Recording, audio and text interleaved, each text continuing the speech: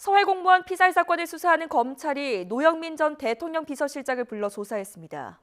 지난주 서훈 전 국가안보실장을 구속 기소한 뒤에도 문재인 정부 청와대 윗선을 향한 추가 수사에 고삐를 죄는 모습입니다.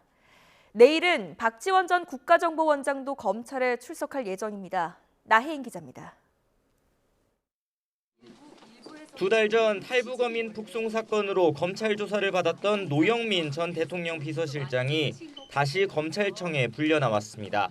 이번에는 서해 공무원 피살 사건에 연루된 피고발인 신분입니다.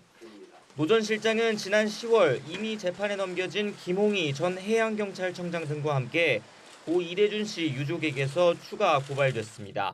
검찰은 노 전 실장을 상대로 사건 직후 잇따라 열린 청와대 관계장관 회의에서 어떤 논의가 오고 갔는지 캐물은 것으로 전해졌습니다.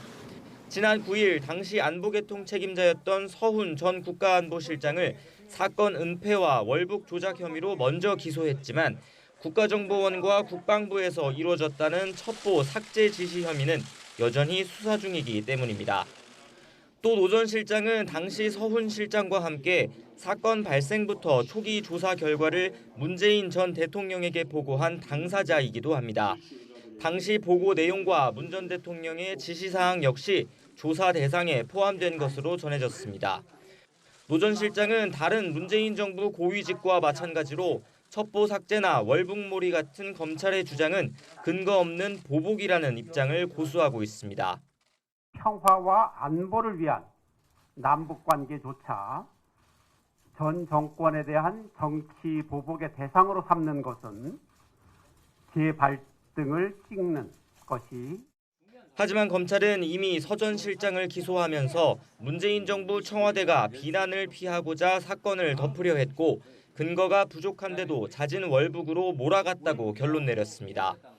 문 전 대통령 직접 조사엔 여전히 신중한 모습이지만 최근 서 전 실장 측이 사본으로 갖고 있던 대통령 보고 문건 등을 확인하고자 대통령 기록관 압수수색은 재개했습니다. 내일은 첩보 삭제 혐의로 고발된 박지원 전 국정원장도 불러 조사할 계획입니다. 앞서 공개 출석 의사를 밝힌 박 전 원장은 고 김대중 전 대통령 비서실장과 국정원장을 역임한 걸 가장 자랑스럽게 생각한다며 검찰 조사에서 사실대로 진술하겠다고 밝혔습니다. YTN 나힌입니다.